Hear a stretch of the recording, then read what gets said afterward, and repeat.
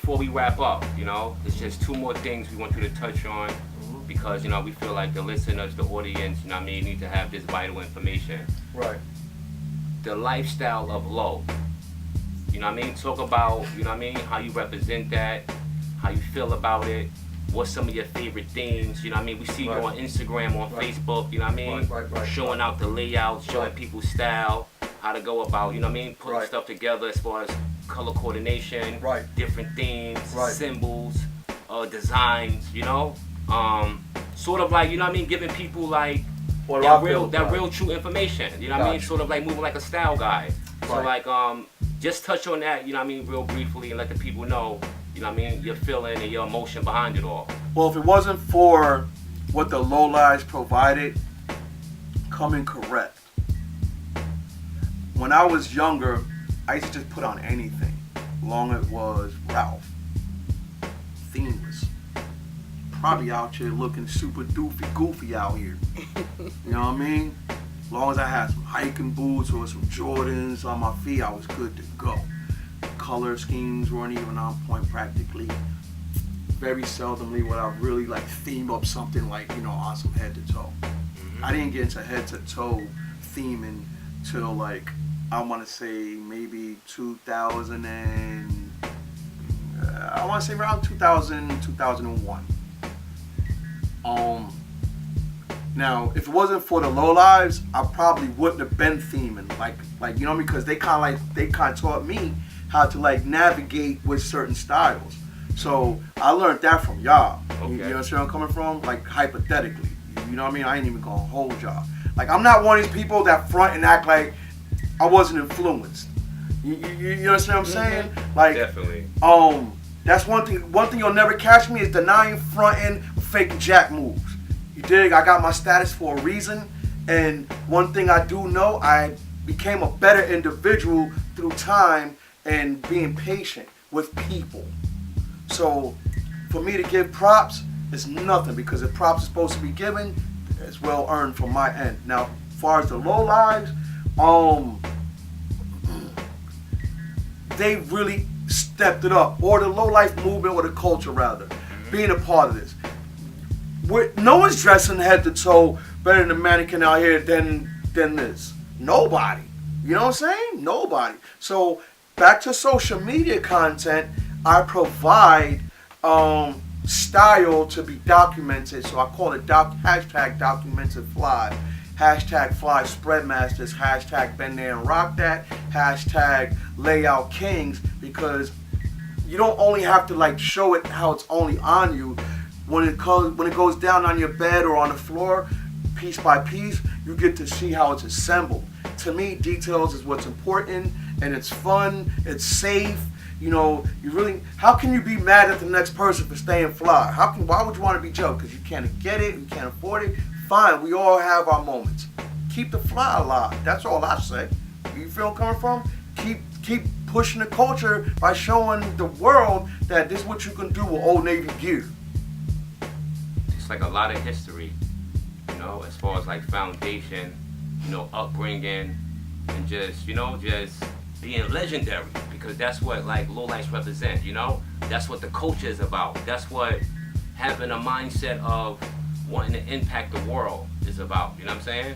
So I see it's different crews out there, but you represent, and you always waving the flag, the IOC flag, right. You know what I mean?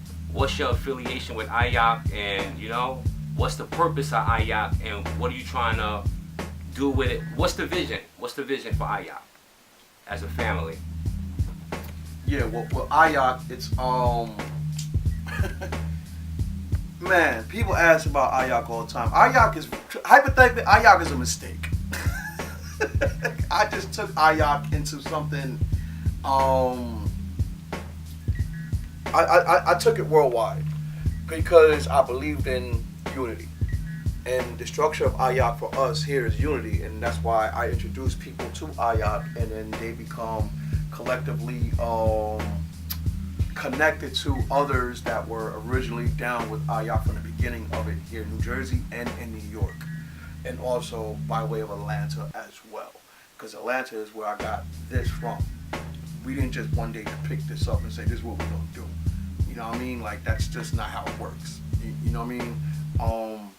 Granted, there's a lot of people that do things that try to be down and they don't get the blessings to really rep, but the other people that have power, they let it slide. You know where I'm coming from? You can't say this doesn't happen, but it does. Okay. And with that being noted, I don't want people to think that this is something you could just get down with. Nah, Ayak is a culture family. There's a lot of acronyms, and y'all already know. Shout out to C. Ray Walls for coining that, you know what I mean? And y'all already know, and y'all all know. Always yelling at kids, you know, after you another's killed. You know, Ayak came from beef, truth be told. It was just beef. Like, it was some street New York shit, and also being that we from Jersey was rolling with real niggas from New York, you know what I mean? We kept the, you know what I'm saying, the same momentum because we out here was on some wild shit too. That's why we mixed up so well with the kids from Criminal Minded and Harlem and then other boroughs. But I am from Jersey. Ayak is not originally from New Jersey. It's really from New York. Manhattan Manhattan, hypothetically.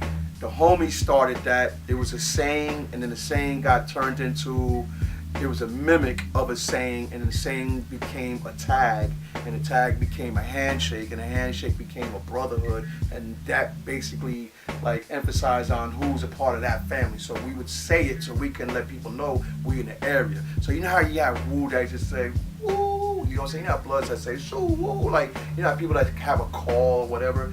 Ayak was the call. Because I used to have a call, and that call got on my mother, on my twin brother.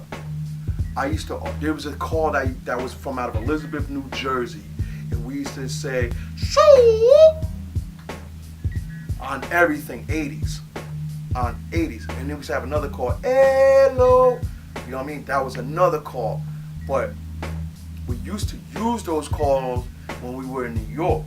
Then the New York heads picked up on it, you know, CM, RFC, one team, they picked up on it, and then the Ayak thing came after that, and then we just stuck to that because Ayak had such structure, handshake, and then we would always go like this.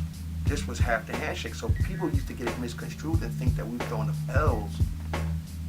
We weren't throwing up double L's. Original Ayak never did this. Never did this. Never. Only Ayak niggas did this. We always throw this up because that's part of the handshake. When we shake, when we greet each other, that's what it comes out to be, and that makes it A. You know what I mean? So that was our thing for how we rep with that Ayak, man. So, and me, I'm just the face. I'm the culture pusher. You know, I'm a provider for the culture, and my status in Ayak is pretty high.